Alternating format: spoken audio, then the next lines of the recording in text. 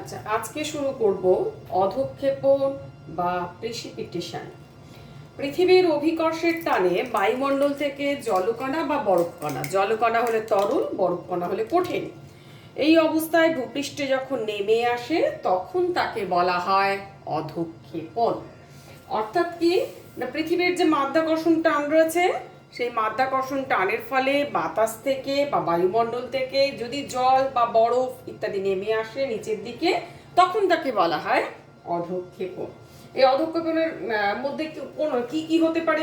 বৃষ্টিপাত অধঃক্ষেপণের অন্তর্গত হতে পারে, হতে পারে না, বৃষ্টিপাত তো বটেই, তুষারপাত, শিশির, কুয়াশা, স্লিট, তারপরে তোমার শিলাবৃষ্টি প্রভৃতি হচ্ছে অধঃক্ষেপণের অন্তর্গত। তাহলে এই গেল অধঃক্ষেপণ। আমাদের সবচেয়ে পরিচিত অধঃক্ষেপণ যেটা হলো সেটা হচ্ছে বৃষ্টিপাত, হচ্ছে সব থেকে পরিচিত অধঃক্ষেপণ বৃষ্টিপাত। এখন আকাশে ভেসে থাকা মেঘ আসলে ধূলিকণাকে আশ্রয় করে থাকা অসংখ্য ছোট ছোট জলকণার সমষ্টি। আকাশে যে মেঘ আমরা দেখি, এই যে মেঘ আমরা এরকমভাবে ভেসে থাকতে দেখি, এই মেঘ হচ্ছে ধূলিকণা প্লাস জলকণা। জলকণা কোত্থেকে আসছে না, ভূপৃষ্ঠ কঠিন, এটা যদি ভূপৃষ্ঠ হয়,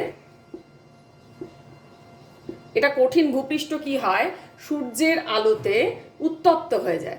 সূর্য এখান থেকে আলো দেয়, আলোর ফলে কঠিন ভূপৃষ্ঠ উত্তপ্ত হয়, গরম হয়। উত্তপ্ত হয়ে কি হয়, ও এখানকার বায়ুমণ্ডল গরম হয়ে যায়।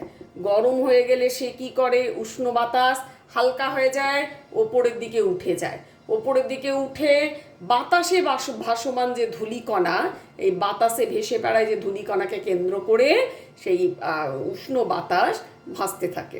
এবার ওপরের দিকে যত উঠে যায় উষ্ণ বাতাস, শীতল, ওপরের দিকে গেলে কি হয়, ঠান্ডা বাড়তে থাকে। 1 ডিগ্রি তাপমাত্রা বাড়ার সাথে সাথে তাপমাত্রা 6.4 ডিগ্রি সেন্টিগ্রেড হারে কমে যায়। অর্থাৎ 1 ডিগ্রি যদি তুমি ওপরের দিকে যাও, 6.4 ডিগ্রি হারে সেন্টিগ্রেড তাপমাত্রা কমে যাবে। গরম বাতাস যখনই ওপরের দিকে যায়, শীতল বায়ুর সংস্পর্শে আসে, ফলে সেই বাতাসের যে জলীয় বাষ্প সেটা জলকণায় পরিণত হয়ে যায় এবং বাতাসে ভাসমান ধূলিকণাকে কেন্দ্র করে যখন ভেসে বেড়ায় এরকমভাবে, তখন তাকে বলা হচ্ছে মেঘ। হলো, এই মেঘের মধ্যে জলকণার পরিমাণ যদি বেশি থাকে, জলকণা যদি অতিরিক্ত হয়ে যায়, অর্থাৎ গরম ভূপৃষ্ঠ অতিরিক্ত গরম হলে ভূপৃষ্ঠের জলভাগ উত্তপ্ত হয়ে যায়, জলাভাগ থেকে জলীয় বাষ্পপূর্ণ বাতাস ওপরে চলে যায়, কি স্থলভাগ থেকেও যেতে পারে। ফলে সেই জলকণার পরিমাণ যখন বেড়ে যায়, জলকণায় এখানে একটা জলকণা, এখানে একটা জলকণা, এখানে, ফলে এগুলো যখন ঘন ঘন হয়ে যায়, পরস্পরের সাথে সংঘর্ষ হয়। সংঘর্ষের জনিত কারণের ফলে একটা তাপ তৈরি হয় এবং পৃথিবীর মাধ্যাকর্ষণ শক্তি, নিচের দিকে টেনে আনার ক্ষমতা, সেই মাধ্যাকর্ষণ শক্তির কারণেতে নিচে যখন ঝরে পড়ে বৃষ্টিরূপে, নিচে যখন জলকণা রূপে ঝরে পড়ে, তখন তাকে আমরা বলছি কি, বৃষ্টিপাত। তখন তাকে আমরা বলছি বৃষ্টিপাত। এইভাবে বৃষ্টিপাত সংঘটিত হয়। অর্থাৎ শীতল, মানে বাতাসের শীতল হাওয়া এবং বাতাসে জলীয় বাষ্পযুক্ত হাওয়া, এর ফলে বৃষ্টিপাতের ক্ষেত্রে মানে এবং অভিকর্ষজ টান, এর ফলে বৃষ্টিরূপে সেটা নিচের দিকে ঝরে পড়ছে। এইভাবে বৃষ্টিপাত, এই বৃষ্টিপাত হচ্ছে অধঃক্ষেপণের অন্তর্গত। মানে আমাদের সবচেয়ে পরিচিত অধঃক্ষেপণ হলো বৃষ্টিপাত। এই গেল বৃষ্টিপাত। এরপরে আসি বৃষ্টিপাতের শ্রেণী বিভাগ। বৃষ্টিপাতকে কতগুলো ভাগে ভাগ করা যায়, কি কি ভাগে ভাগ করা যায়? আমরা যেমন মেঘের শ্রেণী বিভাগ পড়েছিলাম, সেরকম বৃষ্টিপাতেরও শ্রেণী বিভাগ পড়ব। বৃষ্টিপাতকে বেশ কতগুলো ভাগে ভাগ করা যায়, সেগুলো হচ্ছে 3টে ভাগে প্রধানত: পরিচালন বৃষ্টিপাত, শৈলক্ষেপ বৃষ্টিপাত, ঘূর্ণবাদজনিত বৃষ্টিপাত। পরিচালন বৃষ্টিপাত 1, পরিচালন বৃষ্টিপাত হলো 1। 2 হচ্ছে ঘূর্ণবাদজনিত বৃষ্টিপাত, এই শৈলক্ষেপ আগে দিই। 2 হচ্ছে শৈলক্ষেপ বৃষ্টিপাত। আর 3 নম্বর হচ্ছে ঘূর্ণবাদজনিত বা ঘূর্ণ বৃষ্টি। কি ক্রান্তীয় ঘূর্ণ বৃষ্টি, কি ঘূর্ণবাদজনিত বৃষ্টি, ঘূর্ণ বৃষ্টি লিখছি।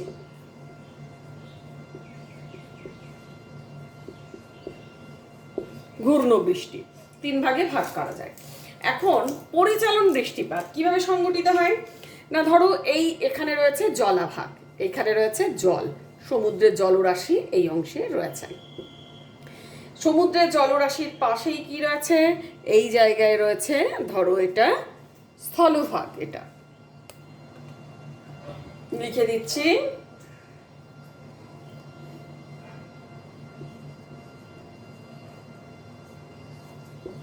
স্থলভাগ, এটা হচ্ছে জলভাগ, এটা হচ্ছে স্থলভাগ। এখন এই জলভাগের ওপরে যখন সূর্যের আলো এসে পড়ছে, জল এবং স্থল দুটোর ভাগ ওপরেতেই সূর্যের আলো, সূর্যরশ্মি সারা বছর ধরে লম্বভাবে পড়ে। ফলে জলভাগের ওপর লম্বভাবে পড়লে জলভাগের ওপর সূর্যের আলোর বিস্তারটা অনেক বেশি। সেখানে বাষ্পীভবন অর্থাৎ জলের ওপর তাপ বেশি বেশি পড়লে বাষ্পীভূত হয়ে যায়, জলটা বাষ্পীভূত হয়ে যায়। যেমন মা যখন হাঁড়িতে ভাত বসান, দেখবে জল ফুটলে জলটা ওপরেতে ধোঁয়ার মতো ওপরে চলে যায়, বাষ্পীভূত হয়। ঠিক তাই সূর্যের আলো এখানে এসে পড়লে বিস্তারটা যেহেতু জলভাগের বেশি, এই জল অধিক ওপরেতে বাষ্পীভূত হয়ে যায়। এই বাষ্পীভূত হয়ে যাওয়ার ফলে কি হয়, এই অঞ্চলে প্রচুর পরিমাণে জলীয় বাষ্প, এই অঞ্চলের বাতাসে কি হয়, প্রচুর পরিমাণে জলীয় বাষ্প এরকম ভাবে উপরেতে উঠে মিশে যায় এবং সেই উষ্ণ হালকা বাতাস ওপরের দিকে উঠে প্রসারিত হয়। অর্থাৎ এখানে যে সূর্যের আলো এসে পড়ছে, এখানটা গরম হচ্ছে, জলীয় বাষ্প যখনই হয়ে গেল, মানে গরম হয়ে গেল, তখন এটা হালকা হয়ে যায়। হালকা হলে কি হয়, ওপরের দিকে উঠে যায়, প্রসারিত হয়, ওপরের দিকে উঠে প্রসারিত হয়। এরপরে ওপরে উঠে প্রসারিত হওয়ার সাথে সাথে কি হয়, ঊর্ধ্বগামী বাতাসের চাপ কম হওয়ায় উষ্ণতা কমে যায়। অর্থাৎ যত ওপরের দিকে যাবে তাপমাত্রা ক্রমশ কমতে থাকবে। এখানে যে টেম্পারেচার, এখানে টেম্পারেচার এক হবে না, এখানে একটা কম হবে এবং বাতাসে ভাসমান ধূলিকণাকে কেন্দ্র করে সেই জলীয় বাষ্পপূর্ণ বাতাস এখানেতে কি হয়, মেঘ হিসেবে অবস্থান করে। ফলে এখানেতে প্রচুর পরিমাণে জলীয় বাষ্পপূর্ণ বাতাস এখানেতে মেঘ হিসেবে ধূলিকণাকে কেন্দ্র করে ভাসতে থাকছে। এখন এই যে মেঘ, এই মেঘে জলীয় বাষ্পের পরিমাণ তাহলে বেশি থাকছে, এখানে জলীয় বাষ্পপূর্ণ বাতাস বেশি থাকছে এবং যত ওপরের দিকে যাচ্ছে এই জলীয় বাষ্প কি হচ্ছে, ঠান্ডা শীতল বায়ুর সংস্পর্শে এসে এটা জলকণায় পরিণত হয়ে যাচ্ছে। জলকণায় এটা পরিণত হয়ে গেল, শীতল বায়ুর সংস্পর্শে এসে জলীয় বাষ্পের পরিমাণ একই থাকে, ফলে জলকণায় পরিণত হয়ে যায়। অর্থাৎ ঠান্ডা বাতাস কম জলীয় বাষ্প ধারণ করতে পারে বলে বায়ুর আপেক্ষিক আর্দ্রতা এখানেতে বেড়ে যায়।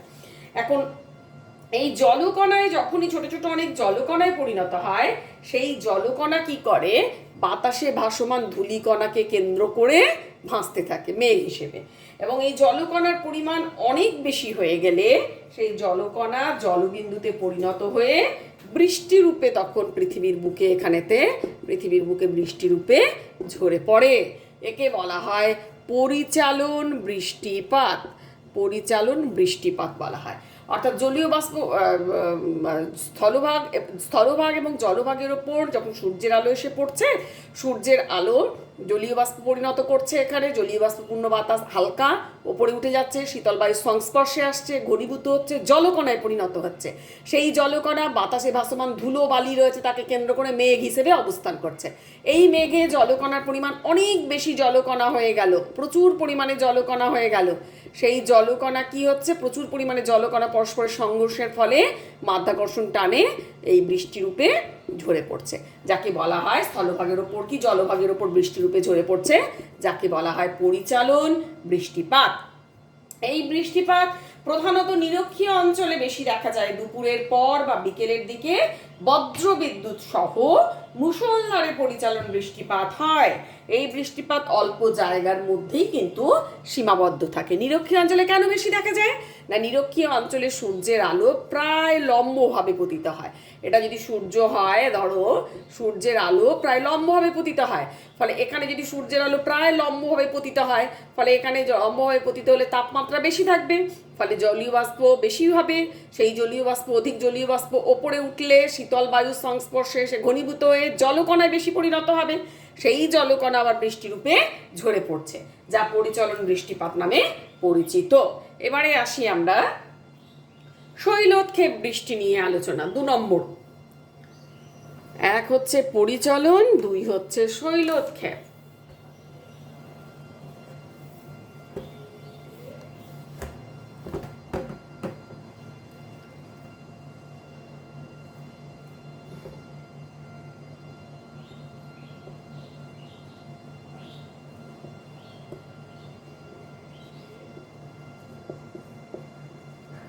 শৈলোৎক্ষেপ বৃষ্টি। 2 নম্বর, শৈলোৎক্ষেপ বৃষ্টি। এখন শৈলোৎক্ষেপ বৃষ্টি কিভাবে হয় না, শৈল কথার অর্থ হচ্ছে পর্বত, আর উৎক্ষেপ কথার অর্থ হচ্ছে ওপরে ওঠা। শৈল সমান হচ্ছে, ধরো এটা পর্বত, আর উৎক্ষেপ হচ্ছে ওপরে ওঠা, আর অধঃক্ষেপণ হচ্ছে নিচে নামা।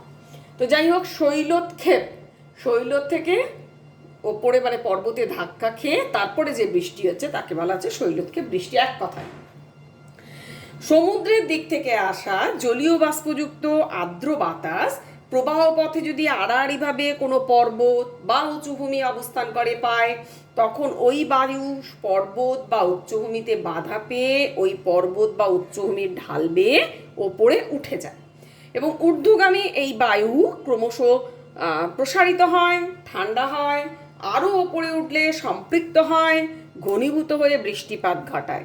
এই বৃষ্টিকে বলা হয় শৈলোৎক্ষেপ বৃষ্টিপাত। অর্থাৎ ধরো সমুদ্র থাকছে, এই যে এখানে সমুদ্র থাকছে,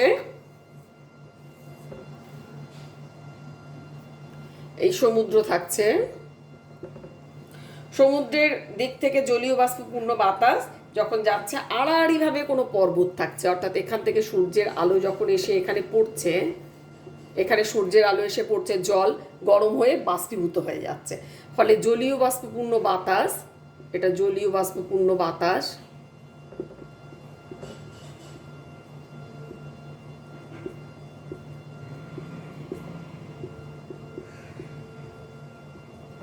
কি হচ্ছে, কোনো পাহাড় যদি আড়াআড়িভাবে পায়,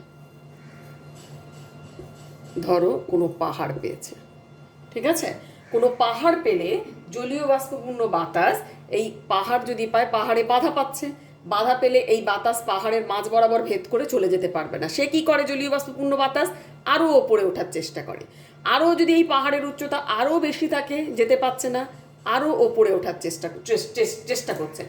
ফলে কি হচ্ছে, যত ওপরে উঠছে জলীয় বাষ্পপূর্ণ বায়ু, তখন শীতল বাতাসের সংস্পর্শে আসছে, অর্থাৎ এখানের গরম বাতাসটা কি হচ্ছে, ওপরে ওঠার সাথে সাথে ধীরে ধীরে ঠান্ডা হচ্ছে। ঠান্ডা হয়ে গেলে জলীয় বাষ্পপূর্ণ, যেহেতু জলীয় বাষ্প রয়েছে, সেটা জলকণায় পরিণত হয়।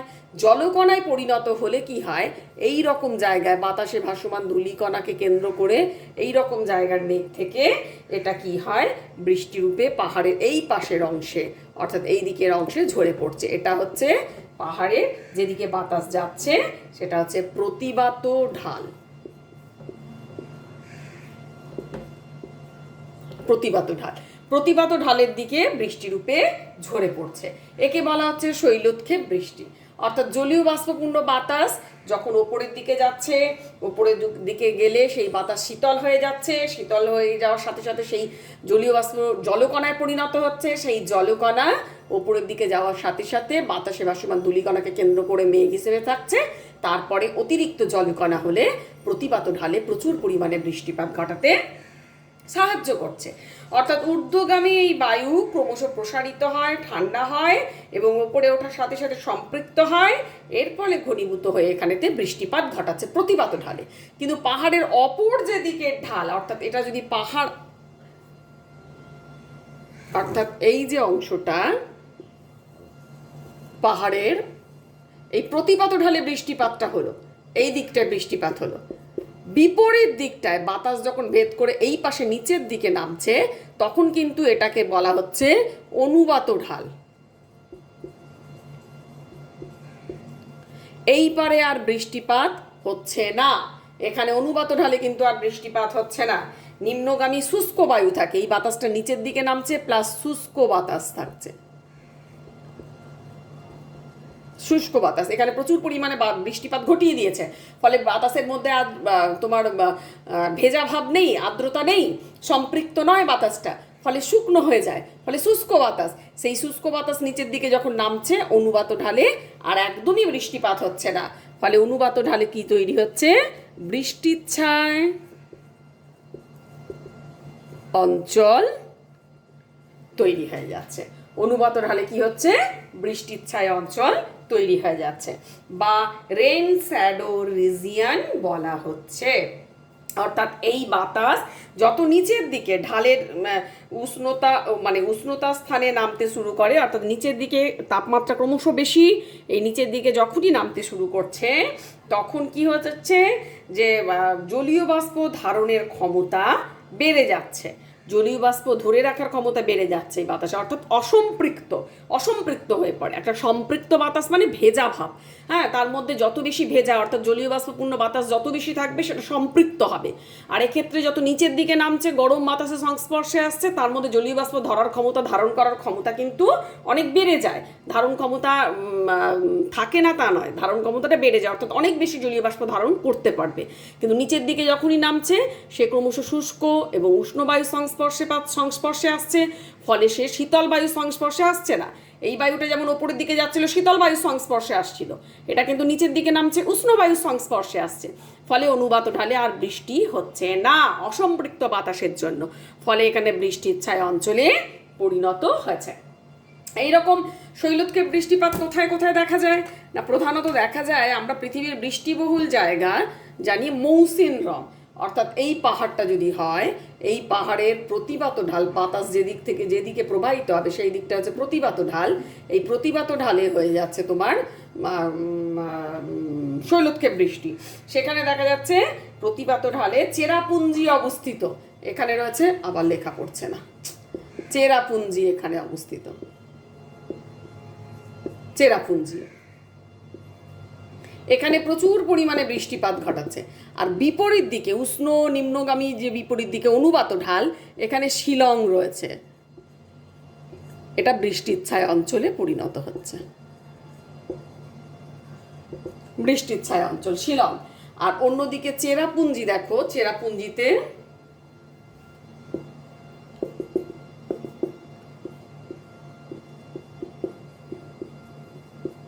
প্রচুর পরিমাণে বৃষ্টিপাত ঘটছে। গড় বার্ষিক বৃষ্টিপাত চেরাপুঞ্জিতে প্রায় 11,777 মিলিমিটার, অর্থাৎ 11,777 মিলিমিটার। আর এই শিলংয়ে বৃষ্টিপাতের পরিমাণ দূরত্ব মানে এখান থেকে এখানে দূরত্ব হচ্ছে মাত্র 56 কিলোমিটার, 56 কিলোমিটার মাত্র, কিন্তু বৃষ্টিপাত এখানেতে দেখা যাচ্ছে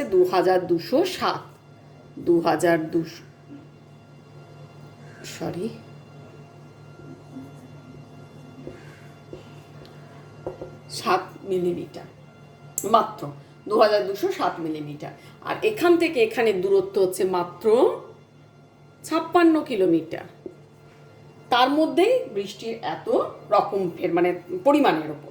এছাড়া দক্ষিণ পশ্চিম মৌসুমী বায়ু আরব সাগরীয় পশ্চিমঘাট পর্বতে বাধা পেয়ে পর্বতের পশ্চিম ডালে প্রচুর পরিমাণে বৃষ্টিপাত ঘটায়, আর পর্বতের পূর্ব ডালে অবস্থিত দাক্ষিণাত্যে মালভূমির অংশবিশেষে কম বৃষ্টিপাতের কারণে বৃষ্টির ছায়া অঞ্চল তৈরি হয়েছে।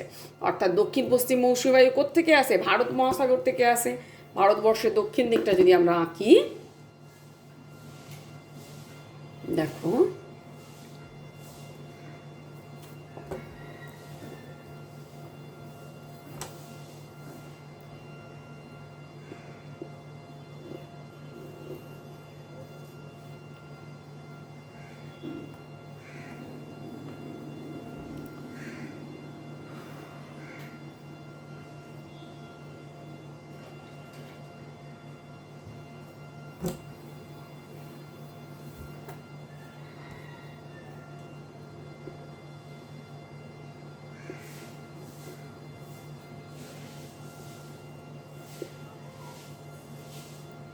এটা হচ্ছে ভারত মহাসাগরের জল, এখানটা হচ্ছে ভারত মহাসাগর।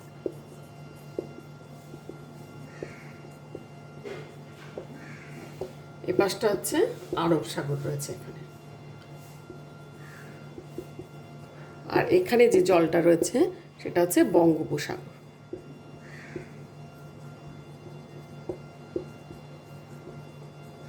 এখন এই বরাবর রয়েছে, এইখান বরাবর রয়েছে, এখানে রয়েছে পশ্চিমঘাট পর্বতমালা, আর এই বরাবর রয়েছে তারপরে যে অংশটা দাক্ষিণাত্যের মালভূমি, এটা হচ্ছে দাক্ষিণাত্যের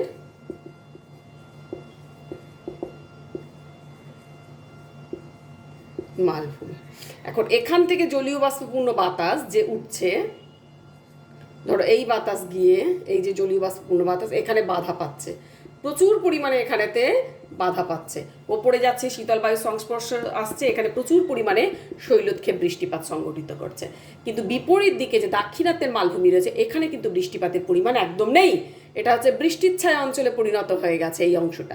এই অংশটা কিন্তু বৃষ্টির ছায়া অঞ্চলে পরিণত হচ্ছে, কিন্তু এই জায়গাটাতে কিন্তু বৃষ্টিপাতের পরিমাণ অনেক বেশি হয়ে যাচ্ছে। তাই আরব সাগরীয় শাখা পশ্চিমঘাট পর্বতে বাধা পেয়ে পশ্চিম ডালে প্রচুর বৃষ্টিপাত ঘটায় এবং পর্বতের পূর্ব ডালে অবস্থিত দাক্ষিণাত্যের মালভূমির অংশ বিশেষে কম বৃষ্টিপাতের কারণে এখানেতে বৃষ্টির ছায়া অঞ্চলে, এই জায়গাটা বৃষ্টির ছায়া অঞ্চলে পরিণত হয়েছে। এই গেল শৈলক্ষেপ বৃষ্টি। এবারে আসি ঘূর্ণবাদ জনিত বৃষ্টি বা ঘূর্ণ বৃষ্টি।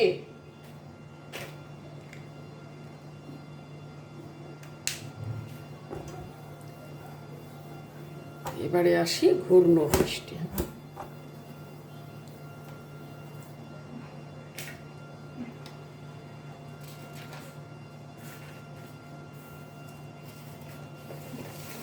ঘূর্ণবাদজনিত বা ঘূর্ণ বৃষ্টিকে প্রধানত দুটো ভাগে ভাগ করা যায়, জানো তো?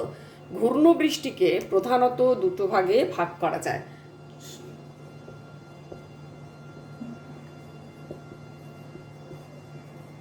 ঘূর্ণবাদজনিত বৃষ্টি একে দুটো ভাগে ভাগ করা যাচ্ছে। এক হচ্ছে উষ্ণমণ্ডলীয় বা ক্রান্তীয় অঞ্চলের ঘূর্ণবাদজনিত বৃষ্টি, ক্রান্তীয় অঞ্চলের ঘূর্ণবাদজনিত বৃষ্টি,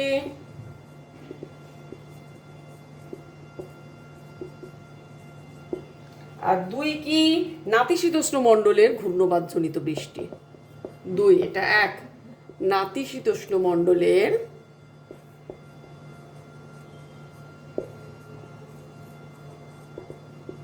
ঘূর্ণবাদ জনিত বৃষ্টি। তাহলে এক হচ্ছে ক্রান্তীয়, দুই হচ্ছে নাতিশীতোষ্ণ।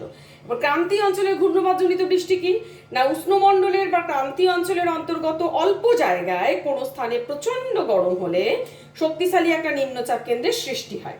তখন তার আকর্ষণের চারিদিক থেকে বাতাস প্রবল বেগে সেখানে ছুটে আসে ভয়ঙ্কর ঘূর্ণিঝড়ের সৃষ্টি করে। উষ্ণমণ্ডলীয় এই ক্রান্তীয় অঞ্চলের ঘূর্ণিঝড় কেন্দ্রমুখী ও ঊর্ধ্বগামী, তাই নিম্নচাপ কেন্দ্রে জলীয় বাষ্পপূর্ণ বাতাস ঊর্ধ্বে উঠে ঘনীভূত হয়ে বজ্রবিদ্যুৎ সহ মুষলধারে বৃষ্টিপাত ঘটায়। অর্থাৎ এই যে বৃষ্টিটা, ক্রান্তীয় অঞ্চলের যে বৃষ্টিটা, সেটা কি হয়, অল্প পরিসর কোনো জায়গায়, ধরো অল্প পরিসর কোনো জায়গায় যদি প্রচণ্ড উত্তপ্ত হয়ে যায় এই জায়গাটা, অল্প পরিসর কোনো স্থান, তখন কি হয়, জল, এখানে যদি জল থাকে আর এখানে যদি স্থল থাকে, এটা স্থলভাগ আর এটা জলভাগ, কি হয়, এই উত্তপ্ত এই জায়গাটা একটা নিম্নচাপ কেন্দ্রের সৃষ্টি হয়ে যায়। লো এল লিখলাম, এল হচ্ছে নিম্নচাপ, গভীর একটা নিম্নচাপ কেন্দ্র সৃষ্টি হয়ে যায়। ফলে কি হয়, এই নিম্নচাপ কেন্দ্রটা পূরণ করার জন্য গরম বাতাস এখান থেকে ছুটে আসে, এই তোমার জলভাগ থেকে জলীয় বাষ্পপূর্ণ উষ্ণ বায়ু ক্রমশ যায়, এইভাবে যায়।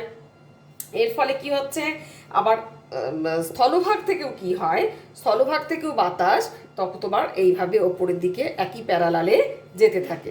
এই বরাবর কি হয়, একটা এখানে তখন একটা মেঘ সঞ্চার হয়ে যায়, এই জায়গায় একটা মেঘ তৈরি হয়ে যায় এবং এখান থেকে কি হয়, এই উষ্ণ বায়ু শীতল বায়ু পরস্পরের এতে গেলে শীতল বায়ুর সংস্পর্শে এসে উষ্ণ বায়ুও ঠান্ডা হয়ে যায় এবং দুজনের জলীয় বাষ্প জলকণায় পরিণত হয়ে এই জায়গায় প্রচুর বৃষ্টিপাত সংঘটিত করে, যা ক্রান্তীয় অঞ্চলের ঘূর্ণবাদজনিত বৃষ্টি নামে পরিচিত।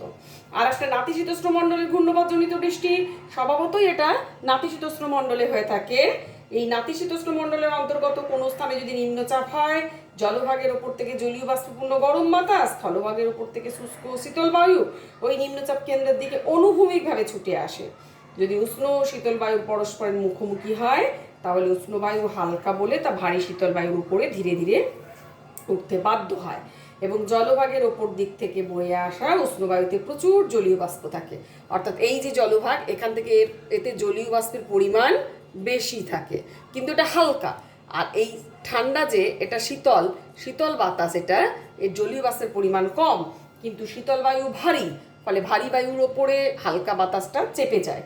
ফলে কি হয়, হালকা ভারী শীতল বায়ুর উপর ধীরে ধীরে যখন ওঠে এবং জল থেকে উঠে আসা জলীয় বাষ্প জলকণায় পরিণত হয়ে বৃষ্টিপাত ঘটাতে সাহায্য করে থাকে।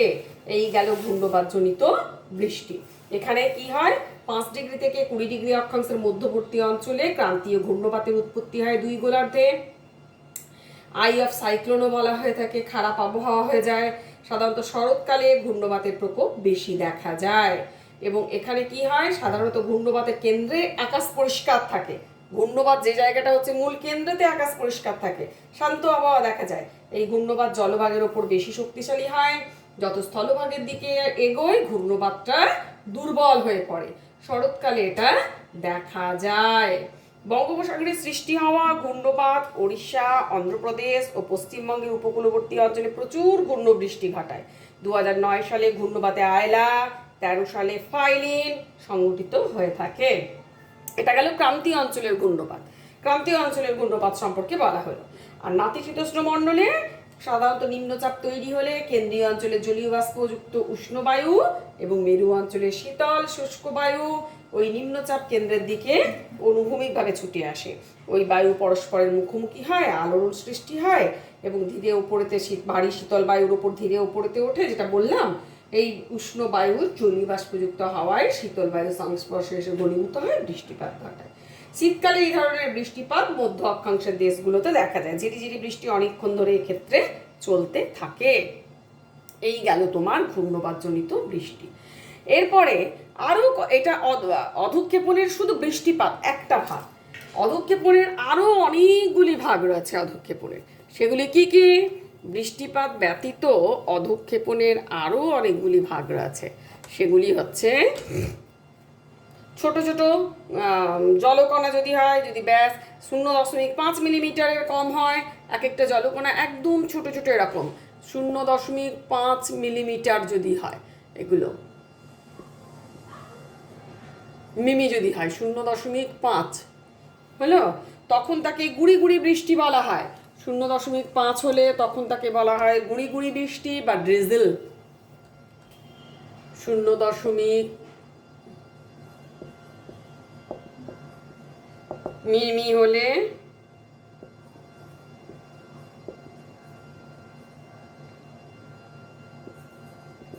ড্রিজল বা গুঁড়ি গুঁড়ি বৃষ্টি বলে। জলকণা তুষারকণার আংশিক মিশ্রিত রূপ হলো স্লেট।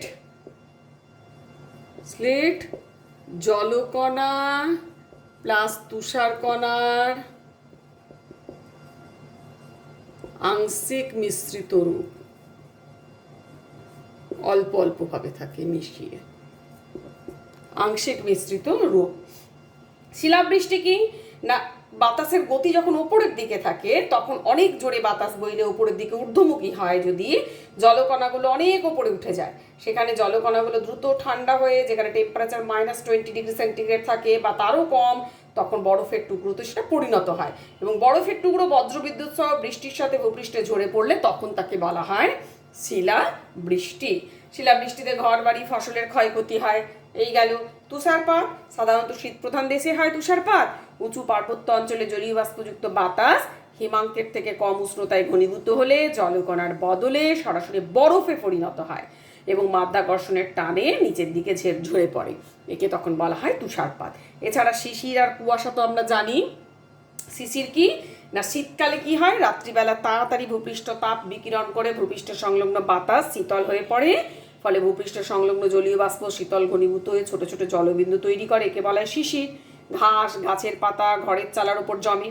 আর ভূপৃষ্ঠের কাছাকাছি জলীয় বাষ্পযুক্ত বাতাস যদি ধূলিকণা বেশি থাকে, তাকে কেন্দ্র করে সে ঘনীভূত হয়ে সেগুলো ভাসতে থাকে, জলকণার সৃষ্টি হয়। কিন্তু সেই জলকণা ভূপৃষ্ঠে কিছুটা ওপরে বায়ুস্তরে অনেকটা ধোঁয়ার মতো ভাসতে থাকে, যাকে কুয়াশা বলা হয়ে থাকে। যেমন ভারতের দিল্লি শহরে শীতের শুরুতে কুয়াশার দৃশ্যমানতা কুয়াশার ফলে অনেক কমে যায়। বৃষ্টিপাত পরিমাপ করার যন্ত্র হচ্ছে রেন গেজ। আর পৃথিবীর যে সমস্ত জায়গায় বৃষ্টিপাতের পরিমাণ প্রায় এক, সেই বৃষ্টিপাতযুক্ত জায়গাকে যে মানচিত্রে একটা যোগ করে একটা মানচিত্রে অঙ্ক দেখানো হয় তাকে বলা হয় সমবর্ষণ রেখা। এই গেল পদক্ষেপণ সম্পর্কে সংক্ষিপ্ত আলোচনা। আজকে এই পর্যন্ত।